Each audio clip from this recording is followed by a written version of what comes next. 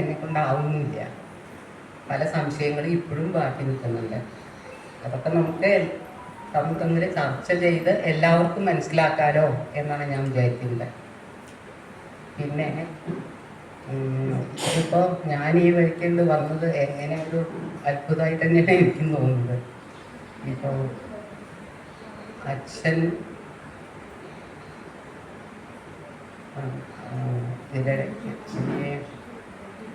ഗുരുവായൂർ അച്ഛൻ്റെ അമ്മാവൻ്റെ മകൻ ഗുരുവായൂർ മേശാന്തിമാർ പലരും ആയിട്ടുണ്ട്. അപ്പോൾ അതിൽ വാസുദേവേട്ടൻ്റെ അദ്ദേഹം അച്ഛൻ റിട്ടയർ ചെയ്ത സമയത്ത് ഇനി ഭാഗവതം കയ്യിലെടുത്തുകൂടെ എന്ന് ചോദിച്ചു. അപ്പോൾ അച്ഛനും ഒന്ന് പകച്ചു, ഈ ഭാഗവതമൊക്കെ കയ്യിലെടുക്കാൻ പറഞ്ഞാൽ. എന്നാലും ഇത് ഗുരുവായൂരപ്പൻ്റെ ഒരു കൽപ്പനയാണ്, അല്ലെങ്കിൽ ഗുരുവായൂരപ്പൻ പറഞ്ഞതായിട്ട് നിയോഗമായിട്ട് അച്ഛൻ തോന്നി. അങ്ങനെ സംശയിച്ചുകൊണ്ട് തന്നെയാണ് അച്ഛനും ഇത് കയ്യിലെടുത്തിട്ടുള്ളത്. എനിക്കിതെല്ലാം ചെയ്യാൻ പറ്റും, അറിവുണ്ടെന്ന് വിചാരിച്ചിട്ടല്ല ചെയ്തിട്ടുള്ളത്. അപ്പോൾ അതിനുവേണ്ടി വൈശ്രവണത്ത് രാമൻ നമ്പൂതിരിയുടെ ഭാഗവത വിവർത്തനം, പണ്ഡിറ്റ് പി ഗോപാലൻ നായരുടെ വിവർത്തനം, പിന്നെ ടി എസ് തിരുമുൻപിൻ്റെ വിവർത്തനമൊക്കെ ഉപയോഗിച്ചിട്ട് തന്നെയാണ് അച്ഛൻ അത് വിവർത്തനം ചെയ്തത്. അർത്ഥം ഉൾക്കൊണ്ടിട്ട് വേണം എഴുതാൻ. അപ്പോൾ അതിനൊക്കെ അതിൻ്റെ സഹായം അതിൻ്റെ ആ പുസ്തകങ്ങളെയൊക്കെ ആശ്രയിച്ചിട്ടുണ്ട്. പിന്നെ ഇതിങ്ങനെ പുസ്തകമായി വന്നു കഴിഞ്ഞാൽ എവിടെ സപ്താഹം നടന്നാലും സംസ്കൃതത്തിലാണെങ്കിൽ നമ്മൾ ഭക്തിയോട് കൂടി അത് കേട്ടിരിക്കും. സംസ്കൃതത്തിന് അതിൻ്റേതായിട്ടുള്ള എല്ലാ പ്രാധാന്യവും ഉണ്ട് തന്നെ. എന്നാലും സാധാരണ ജനങ്ങൾക്ക് അത് അത്ര പെട്ടെന്ന് ഉൾക്കൊള്ളാൻ പറ്റില്ല. വളരെ കുറച്ച് സമയം മാത്രമാണ് അതിൻ്റെ അർത്ഥം പറയുക. ആ സമയത്ത് കുട്ടികളും എല്ലാവരും വന്നിരുന്നാൽ കേട്ടാൽ അത് ഉള്ളിൽ പതിയും. എങ്കിലും എല്ലാ അർത്ഥവും നമുക്ക് ഉൾക്കൊള്ളാൻ കഴിയില്ലല്ലോ. അപ്പോൾ അങ്ങനെ ഒരു ഗുണം കൂടിയും ഇതിനുണ്ടല്ലോ എന്ന് അച്ഛൻ വിചാരിച്ചിട്ടുണ്ടാവാം. അങ്ങനെയാണ് അതിനായിട്ടങ്ങ് അച്ഛൻ ഉത്സാഹിച്ചത്, പുറപ്പെട്ടത്. അപ്പോൾ പിന്നെ അച്ഛൻ ഉള്ള കാലത്ത് തന്നെ ഞാൻ ഇത് മുഴുവൻ അത്ര അധികമൊന്നും വായിച്ചിട്ടുണ്ടായിരുന്നില്ല. ഒരു വട്ടം വായിച്ചിട്ടുണ്ടെങ്കിൽ എനിക്കൊന്നും അറിയായിരുന്നില്ല. പിന്നെ അതിൽ ചില സംശയങ്ങളൊക്കെ ഉണ്ടായിരുന്നു, ചില അക്ഷരത്തെറ്റുകൾ കുറേ വന്നിട്ടുണ്ടായിരുന്നു. അപ്പോൾ ഇതിൽ കുറേ തെറ്റുകളുണ്ടല്ലോ, അക്ഷരങ്ങൾ തെറ്റുണ്ടല്ലോ, അത് വ്യക്തികളെ തന്നെ മാറി പറഞ്ഞിട്ടുണ്ട്. ചില സ്ഥലത്ത് ആഗ്നീധരൻ എന്ന് പറയുന്നുണ്ട്, സ്ഥലത്ത് പ്രിയവ്രതൻ എഴുതിയിട്ടുണ്ട്. പിന്നെ അങ്ങനെ ചില പേരുകളൊക്കെ വസുദേവര എന്നുള്ള വിധത്തിൽ വാസുദേവൻ എഴുതിയിട്ടുണ്ട്. അങ്ങനെ കുറേ. അപ്പോൾ അതത്രയും അതിലേക്ക് ശ്രദ്ധിച്ചിട്ട് കഥ മനസ്സിലാക്കി പോയാൽ തന്നെ ആ തെറ്റുകൾ കണ്ടുപിടിക്കാൻ പറ്റുള്ളൂ. അപ്പോൾ അങ്ങനെ ചില 1-2 തെറ്റൊക്കെ ഞാൻ പറഞ്ഞപ്പോൾ അക്ഷരത്തെറ്റുകളാണ്. അപ്പം അത് നീ അങ്ങോട്ട് തിരുത്തിക്കോ എന്ന് പറഞ്ഞു. അപ്പോൾ എനിക്ക് പേടിയായിരുന്നു. എന്നാലും അത് പറ്റും, നമുക്ക് പറ്റും, നീ അങ്ങോട്ട് തിരുത്തിക്കോ എന്നൊക്കെ പറഞ്ഞ ആ ഒരു ധൈര്യത്തിൽ പിന്നെ ഞാൻ അധികം വായിക്കാൻ തുടങ്ങി, ശ്രദ്ധിച്ചിട്ട്. തെറ്റ് ഇപ്പോൾ നമ്മളിങ്ങനെ വായിച്ചു പോയാലും കാലാന്തരത്തിൽ ഇനിയും കാലങ്ങൾ ചെല്ലുമ്പോൾ ഈ കാര്യത്തിൽ ഭാഗവതം പഠിക്കുന്ന പ്രതിഭകൾ ഇനിയും ഉണ്ടാവാം അടുത്ത തലമുറകളിലും. പിന്നെ അന്നും അവർക്ക് ഇതിങ്ങനെ തെറ്റാണല്ലോ എന്ന് തോന്നിയാൻ പറ്റില്ലല്ലോ. അപ്പോൾ അതിലേക്കാണ് മുഴുകിയെന്ന് മാത്രം. അപ്പോൾ അങ്ങനെ ഒരുവിധം തെറ്റ് തിരുത്തി ഇപ്പോഴത്തെ പുതിയ പ്രിൻ്റ് വന്നിട്ടുണ്ട്. എങ്കിലും അതിൽ കുറച്ചുകൂടിയുണ്ട്. അടുത്ത തവണ അത് ശരിയാവും. അപ്പോൾ ആ കാലം അച്ഛൻ റിട്ടയർ ചെയ്തതിൻ്റെ ശേഷം ഞങ്ങൾ വരുമ്പോഴൊക്കെ അച്ഛൻ പൂമാത്തിരുന്ന് ചാരികസേലയിൽ ഇരുന്നിട്ട് ഇങ്ങനെ എപ്പോഴും ഇതിൽ തന്നെയാണ്. ഊണും ഉറക്കും സമയത്ത് യാത്രകളിലും ഒക്കെ ഇത് തന്നെയായിരുന്നു അച്ഛൻ്റെ ചിന്ത. അപ്പോൾ വരുമ്പോഴൊക്കെ അവിടെ കാണുന്ന ആൾക്കാരൊക്കെ അച്ഛനെ കാണാനൊക്കെ വരാറുണ്ട്. അവരോടും ഞങ്ങളോടും ഒക്കെ സംസാരിച്ചുകൊണ്ടിരിക്കും. എന്നാലും ആ ചാരികസേലയിൽ ഇരുന്നിട്ട് കുറച്ച് എൻ്റെ ഇടയിൽ കിട്ടുന്ന സമയങ്ങളിൽ ഇതിൽ മുഴുകി അത് എഴുതുകയും ചെയ്യും, വിവർത്തനവും നടത്തും. അതെങ്ങനെ അങ്ങനെ പറ്റുന്നത് ഞങ്ങൾക്ക് തന്നെ അത്ഭുതം തോന്നാറുണ്ട്.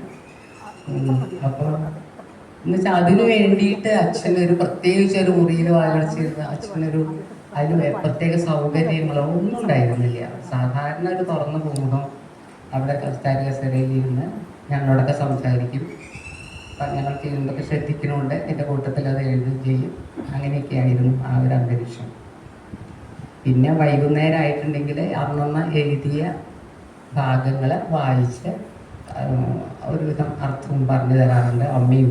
ഞങ്ങൾ അവിടെ ഉള്ള കുട്ടികളൊക്കെ കൂടി വൈകുന്നേരം സന്ധ്യ സമയത്ത് ഈ അർത്ഥമൊക്കെ പറഞ്ഞു തരാറുണ്ട്. പക്ഷെ ഇതുകൊണ്ടൊന്നും മുഴുവനൊന്നും ഞങ്ങളെ എല്ലാ കാലത്തും അവിടെ ഉണ്ടാവില്ല. ഞങ്ങൾ താമസിക്കുന്നത് തൃശ്ശൂരാണ്.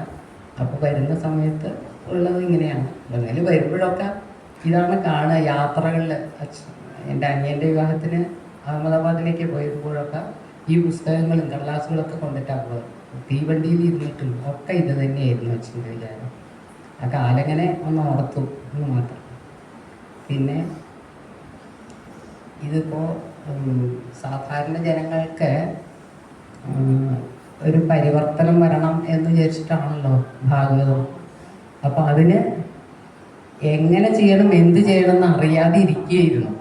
അപ്പോഴാണ് ഇപ്പം ഇങ്ങനെ ഒരു സത്സംഗം ഉണ്ടായിത്തീർന്നത്. അതിലധികം വളരെയധികം സന്തോഷം തോന്നുന്നു. ഇതിലധികം താല്പര്യം പ്രകടിപ്പിച്ച് മുന്നോട്ട് കൊണ്ടുപോകുന്ന ശ്രീമതി രാധാമണി ടീച്ചറോടും പ്രത്യേകം നന്ദി പറയുന്നു. പിന്നെ ഇവിടെ വന്ന എനിക്ക് എല്ലാവരും നല്ലപോലെ ഒന്നും അറിയില്ല. ഇതിനെക്കുറിച്ച് ഭക്തിപൂർവ്വം പറയാൻ വിചാരിക്കുന്ന കേശവേട്ടനോ പിന്നെ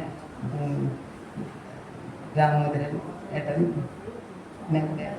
നാരായണേട്ടൻ, ഇതിലൊക്കെ പ്രവർത്തിക്കുന്ന ഇവർക്കും ഇവിടെ ഈ സത്സംഗത്തിൽ സന്തോഷപൂർവ്വം പങ്കുകൊണ്ട് എല്ലാം കേട്ട് പ്രവർത്തിക്കാൻ തയ്യാറായ മുന്നിലിരിക്കുന്ന ഈ സജ്ജനങ്ങൾക്കും എൻ്റെ നമസ്കാരം. ഇത് ഉത്തരോത്തരം വളർന്നു വരട്ടെ, ലോകം മുഴുവൻ പരക്കട്ടെ, നമ്മുടെ സംസ്കാരം ലോകം മുഴുവനും അറിയട്ടെ, വ്യക്തികൾ നന്നായി തീരട്ടെ എന്നൊക്കെ ഞാൻ പ്രാർത്ഥിക്കുന്നു. പിന്നെ അടുത്ത തലമുറയെ കൊണ്ടുപോകേണ്ടത് ഇപ്പോഴത്തെ കുട്ടികളാണല്ലോ. അവരാണല്ലോ ഇനി അടുത്ത ഭാവി നിർണ്ണയിക്കുന്നത്. അതുകൊണ്ട് അവരൊക്കെ കേൾക്കാനുള്ള ഒരു സൗകര്യം കൂടി ഉള്ള ഒരു അന്തരീക്ഷം കൂടി നമ്മളെങ്ങനെയെങ്കിലും ഉണ്ടാക്കിയെടുക്കണം എന്നുള്ളത് എനിക്ക് തോന്നാറുണ്ട്. പിന്നെ ഈ അമ്പലം എന്ന് പറഞ്ഞാൽ കുട്ടികളെ ഇപ്പോൾ ആദ്യം അമ്പലത്തിലേക്ക് കൊണ്ടുവരുമ്പോൾ അമ്പലത്തിൻ്റെ ഉള്ളിൽ ഭക്തി അല്ല ഭഗവാൻ ആരാണ് എന്താണ് എന്നൊന്നും പറഞ്ഞിട്ടില്ല. അവരെ ആകർഷിക്കാൻ വേണ്ടിയിട്ടുള്ള ചെയ്യുന്നതാണ് ഈ വേലാപൂരം, വർണ്ണക്കടലാസുകൾ തൂക്കിയിടല്. അവരെ അതിലേക്ക് ഇങ്ങനെ കൊണ്ടുവരും. കുട്ടികൾ ആ വർണ്ണക്കടലാസും അതിൻ്റെ അലങ്കാരങ്ങളും കണ്ടിട്ടാണ് വരുന്നത്. അതൊക്കെ വന്നു കഴിഞ്ഞാൽ അങ്ങനെ എന്നും വരാൻ തുടങ്ങുമ്പോൾ തോന്നും എന്താ ഇതിൻ്റെ അകത്തിരിക്കുന്നത് എന്ന് അന്വേഷിക്കും അവർ. അപ്പോൾ അവർ ചോദിക്കും, അപ്പോൾ പറഞ്ഞു കൊടുക്കും. എന്നാലും ഉൾക്കൊള്ളാൻ പറ്റില്ല. പിന്നെ ഭാഗവത സപ്താഹത്തിൽ കുറേ പങ്കെടുക്കും. അപ്പോഴും കുട്ടിക്കാലത്തൊന്നും മനസ്സിലാവില്ല. പിന്നെ അവനവൻ്റെ അനുഭവത്തിൽ കൂടെ അത് ഓരോന്ന് തെളിഞ്ഞു വരാൻ തുടങ്ങും. അപ്പോൾ അവരെനിക്ക് വിശ്വാസം വരുന്നു, ഇത് മാത്രമേ ഈ ലോകത്തിലുള്ളൂ, ഭഗവാൻ മാത്രമേ ഈ ലോകത്തിലുള്ളൂ. ഈ ലോകം എന്ന് പറയുന്നത് തന്നെ നമുക്ക് തോന്നുന്നത് മാത്രമാണ്, ഇങ്ങനെ ഒരു വസ്തുവേ ഇല്ല എന്നുള്ളതൊക്കെ നമുക്ക് തോന്നുകയാണ്. ഇതൊക്കെ സ്വപ്നമാണെന്ന് അർത്ഥം. നമ്മളിപ്പോൾ രാത്രി കിടന്ന് ഉറങ്ങുമ്പോൾ ഭയങ്കര സ്വപ്നം കണ്ടു കഴിഞ്ഞാൽ അത് സത്യമാണെന്ന് വിചാരിച്ച് നമ്മൾ പൊട്ടിക്കരയും അല്ലെങ്കിൽ പൊട്ടി ചിരിക്കുകയൊക്കെ ചെയ്യും. ഉണർന്നു കഴിഞ്ഞാൽ അതൊന്നും ഒക്കെ സ്വപ്നമായിരുന്നു എന്ന് തോന്നും. അതേപോലെയാണ് ഇപ്പം നമ്മൾ ഈ സ്വപ്ന ലോകത്താണ് ഇപ്പോഴൊക്കെ നമ്മൾ ശരിക്കുള്ള സത്യം മനസ്സിലാക്കിയിട്ടില്ല. സത്യം എന്ന് പറഞ്ഞാൽ ഭഗവാൻ മാത്രമേ ഉള്ളൂ. അത് ഈ ഭാഗവതം നല്ലപോലെ ശ്രദ്ധിച്ചു വായിച്ച് അർത്ഥം മനസ്സിലാക്കി പോയാൽ അത് നമ്മളവിടെ എത്തും. അത്രയൊക്കെ എനിക്കിപ്പോൾ പറയാനുള്ളൂ. ഞാൻ ഒട്ടും തയ്യാറായിട്ടില്ല. 2-3 ദിവസം നല്ലോണം തിരക്കുമായിരുന്നു കുട്ടികളൊക്കെ വന്നിട്ട്. നമുക്ക് ആലോചിക്കാം, നമുക്കിത് വളർത്തണം.